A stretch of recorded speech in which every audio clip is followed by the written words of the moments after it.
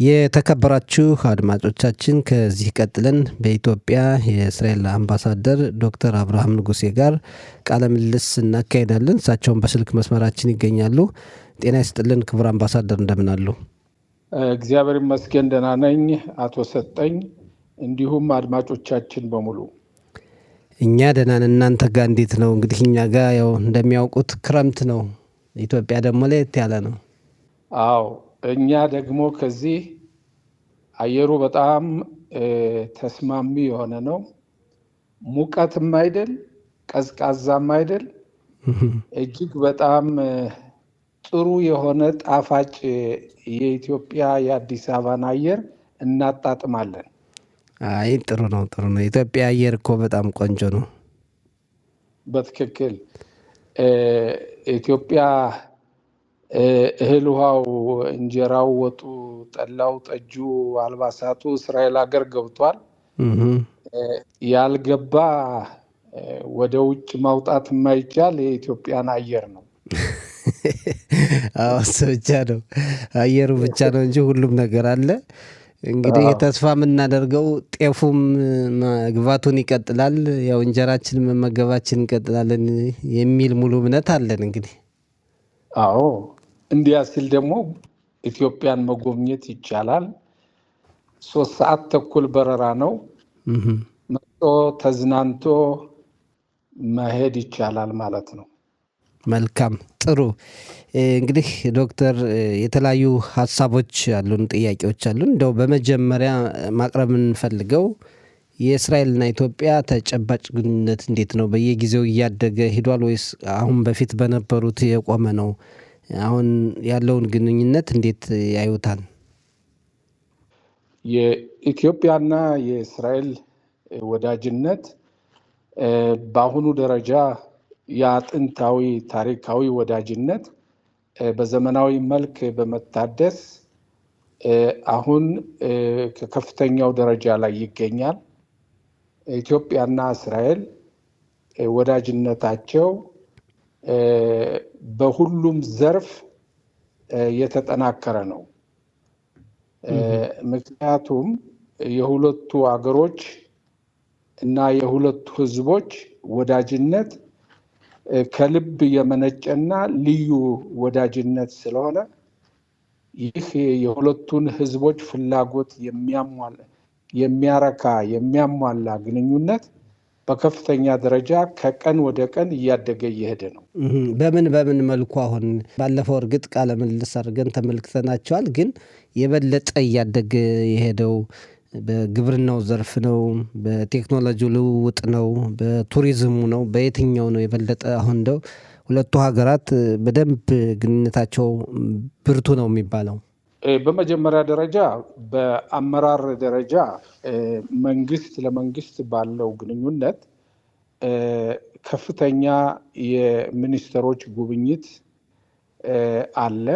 የከፍተኛ የሆነ የበላይ የባለስልጣኖች የጉብኝት መለዋወጥ፣ ከፍተኛ የሆኑ የመንግስት ባለሙያዎች፣ ባለስልጣኖች ከእስራኤል ወደ ኢትዮጵያ፣ ከኢትዮጵያ ወደ እስራኤል መምጣት ነው። በዚህም ሂደት ላይ በየጊዜው አዳዲስ የጋራ ፕሮጀክቶች በመክፈት እያደገ በመሄድ ላይ ነው ያለ። በእርሻው በኩል ይሄርን እንደሆን ከግብርና ሚኒስቴር ጋር በመተባበር ብዙ የእርሻ ዘርፎች ውስጥ ትልቅ እድገት አለ። በኢንዱስትሪው በኩል ይሄርን እንደሆን የእስራኤልም የቴክኖሎጂውን ወደዚህ በማምጣት ኢንዱስትሪው በዛ አድርጎ ማፍራት ወይም ማምረት የሚችልበትን የኢኖቬሽን ቴክኖሎጂን በመጠቀም የእስራኤል ኤክስፐርቶች ወደ ኢትዮጵያ በመምጣት ጥሩ የሆነ ስልጠናን ያደርጋሉ። የኢትዮጵያም ወደ እስራኤል በመሄድ ሰልጥነው ይመጣሉ። በጤና በኩል ይሄን እንደሆን ከፍተኛ የሆነ በጤናው ዘርፍ ትብብር አለ። አሁን በትናንትና በፊት 9 በልብ ደዌ የሚሰቃዩ ህፃናት ልጆች ከዚህ ከሚደረገው የቀዶ ጥገና ጉዳያቸው የጠበቀ ስለሆነ ወደ እስራኤል ሀገር በዚህ ባለፈው ሳምንት ወደ እስራኤል ሀገር 9 ገብተዋል። ከዚህ ከአዲስ አበባ የኢትዮጵያ ዶክተሮች ከዚህ እየመጡ የእስራኤል ዶክተሮች ከዚህ እየመጡ ሙያውን በቴክኖሎጂ በአዲስ የኢኖቬሽን እና ቴክኖሎጂ መንገድ የሕክምና አገልግሎት እንዴት እንደሚሰጥ ከኢትዮጵያ ዶክተሮች ጋር በመገናኘት ከኢትዮጵያ ሆስፒታሎች ይሄ ከፍተኛ የሆነ አለ። የኢትዮጵያም የእስራኤልም የተለያዩ የጤና ድርጅቶች ወደዚህ በመምጣት ብዙ ቀዶ ጥገና ያደርጋሉ፣ ዶክተሮችንም ያሰለጥናሉ። በቴክኖሎጂው በኩል በኢኖቬሽን ይሄርን እንደሆን ባለፈው ወር 3ኛውን የኢኖቬሽን ዊክ ወይም ሳምንት የፈጠራን ችሎታ በሰፊው ከዚህ ተካሂዷል። በዚህ ሳምንት ለምሳሌ ያህል ኢትዮጵያ እንደሚታወቀው ኢኮኖሚዋን፣ አሰራሯን ወደ ዲጂታል ሲስተም በመውሰድ በመቀየር ዛሬ ኢትዮጵያ ሂደቱን ዘመናዊ በሆነ መንገድ ምጣኔ ሀብቷንም የባንክ አገልግሎቱንም ሁሉንም የስራ መዋቅር በዘመነ ሁኔታ በመካሄድ ላይ ስለሆነ ለዚህም ደግሞ የሳይበር ደህንነት አስፈላጊ ስለሆነ የእስራኤል የሳይበር ካምፓኒ ከዚህ ከኛ አምባሲ የእስራኤል መንግስት ወጪ መጥቶ በዚህ በአሁን ባሳለፍነው ሳምንት ከኢኖቬሽን እና ቴክኖሎጂ ሚኒስቴር ጋር በመሆን እንዲሁም ከሳይበር ደህንነት ማህበር ጋር በመሆን የተለያዩ የመንግስት መስሪያ ቤቶች፣ የባንክ ወኪሎች፣ የቴሌኮም ወኪሎች፣ ሌሎችም መንግስታዊና መንግስታዊ ያልሆኑ ድርጅቶች የተሳተፉበት አውደ ጥናት አካሂደናል። ይህም የሳይበርን ደህንነት የእስራኤልን ሙከራ ወደዚህ በማምጣት በእስራኤል የተሞከረው የሳይበር ጥቃት በኢትዮጵያ እንዳይደርስ አስቀድሞ የእስራኤልን ተሞክሮ እዚህ እውቀቱን እና ዘዴውን ለማስተዋወቅ ነው። በደህንነቱ በኩል እንግዲህ ብዙ የሚተባበር ሁኔታዎችም አሉ። በዓለም አቀፍ መድረክ ውስጥ የሄድን እንደሆን እስራኤል እና ኢትዮጵያ በአንድ ላይ በመናበብ በተባበሩት መንግስታትም ሆነ የዓለም አቀፍ ጉባኤዎች ላይ ኢትዮጵያና እስራኤል እርስ በርስ ይደጋገፋል። ኢትዮጵያን እስራኤል ትደግፋለች፣ እስራኤልም ደግሞ ኢትዮጵያን ትደግፋለች። ይሄ በጣም ከፍተኛ ደረጃ ላይ ነው ደርሷል። እንደሚታወቀው እስራኤል በዚህ 2 ዓመት ውስጥ በጦርነት ላይ ስለሆነች ብዙ ጠላቶቻችን በዓለም አቀፍ ደረጃም እስራኤልን ለማግለል በእስራኤል ላይ ታቅቦ እንዲሆን ብዙ ጠላቶቻችን በዓለም አቀፍ ጉባኤዎች ላይ የሚያቀርቡትን ኢትዮጵያ ከሌሎች ወዳጆቻችን ሀገሮች ጋር በመሆን ኢትዮጵያም አብራ እስራኤልን ትደግፋለች። በጣም ጥሩ ትብብሩ። ስለዚህ በሁሉም ዘርፍ የተጠናከረ ነው እንግዲህ እንደሚነግሩንና አሁን የሳይበር ጥቃትን የመከላከል ሁኔታን በተመለከተ የነበረው ዓላማ እስራኤል ልምዷን ለኢትዮጵያ የማካፈሉ ግንኙነቱን የበለጠ የማጠናከር ሁኔታ አለው ወይ?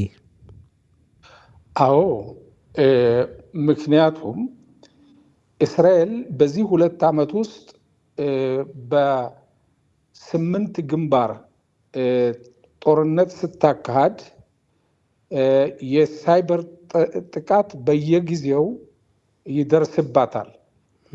በሆስፒታሎች በኩል፣ በባንኮች በኩል፣ በወታደራዊ መዋቅር በኩል በተለያዩ የሀገሪቱን ንብረት በሳይበር ጥቃት ለማድረግ ያንን ሁሉ መቋቋም የተቻለው ኢኮኖሚዋ ወይም ምጣኔ ሀብቷ ከ2 ዓመት በላይ ጦርነት እያካሄደች ላይዛባ የቻለው የተደቀነባትን የሳይበር ጥቃት አጣፋ በመመለስና በመከላከል እውቀቱና ችሎታው ስላላት ነው። ይህ ችሎታ ማንኛውም ሀገር የዲጂታልን ሲስተም የሚጠቀም ከሆነ የሳይበር ጥቃት የመጋለጡ ሁኔታ ከፍተኛ ነው። በዚህ ሁኔታ ላይ በሌሎችም የአፍሪካ ሀገሮች ላይ የተደረሰ ጥቃት አለ። ይሄን ሁኔታ ሁለቱ ኢትዮጵያና እስራኤል እጅግ በጣም ወዳጅነታቸውና ትብብራቸው ከከፍተኛው ደረጃ የደረሰ መሆኑ ይሄ አንዱ ማረጋገጫ ነው። የሳይበር ሴኩሪቲን ወይም የሳይበር ደህንነትን ልምድና ችሎታን ግንዛቤን እዚህ አምጥቶ አውደ ጥናት በጋራ ማድረጉ ምን ያህል ወዳጅነታችን የጠበቀ መሆኑን ያሳያል። ጥሩ እንግዲህ ያለው ሁኔታ ወደፊት የምናየው ይሆናል። እንግዲህ በኢትዮጵያ የእስራኤል አምባሳደር ዶክተር አብርሃም ንጉሴ በጣም ነው የምናመሰግን። መጨረሻ የሚያስተላልፉት መልእክት ካለ?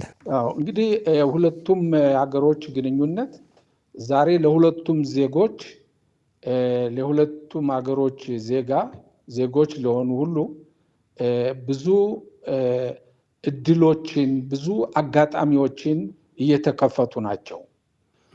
ማንኛውም እስራኤላዊ አሁን ያለው የኢትዮጵያ የማክሮ ኢኮኖሚክ ፖሊሲ ከእስራኤል ያለው የቴክኖሎጂና የኢኖቬሽን ሂደት ጋር የሚጣጣምና የሚስማማ ስለሆነ ማንኛውም ወደዚህ በመምጣት ኢንቨስት ማድረግ ይቻላል። ብዙ የስራ መስኮችን መክፈት ይቻላል። ንግድ ማካሄድ ይቻላል። ሰዓቱ የ3 ሰዓት ተኩል መንገድ ነው። ይሄ አንዱ ሁኔታ ነው። የኢትዮጵያንም ወደ እስራኤል በመሄድ ብዙ ኢንቨስት የማድረግ ችሎታ አለና ሁለቱም ህዝቦች የሁለቱ ሀገሮች ከፍተኛ ባለስልጣናት ጉብኝትና የግንኙነቱ ከፍ ማለት ለሁለቱ ህዝቦች መካከል ለሁለቱ ህዝቦች የልማትንና በባህልም በሁሉም በኩል የመስፋፋትን ሁኔታና ፍቅሩን ጥንታዊ ፍቅሩ የበለጠ ተግባራዊ በሆነ መንገድ እየተጠናከረ ይሄዳል ማለት ነው። ጥሩ ክቡር አምባሳደር ዶክተር አብርሃም ንጉሴ በጣም ነው እናመሰግን። ሌላ ጊዜ ደግሞ በሌላ ርዕሰ ጉዳዮች እንነጋገራለን። ለዛሬው በዚህ እናብቃ። በጣም እናመሰግናለን። መልካም ጊዜ እንመኝልዎታለን። እናመሰግናለን አቶ ሰጠኝ። ቻው።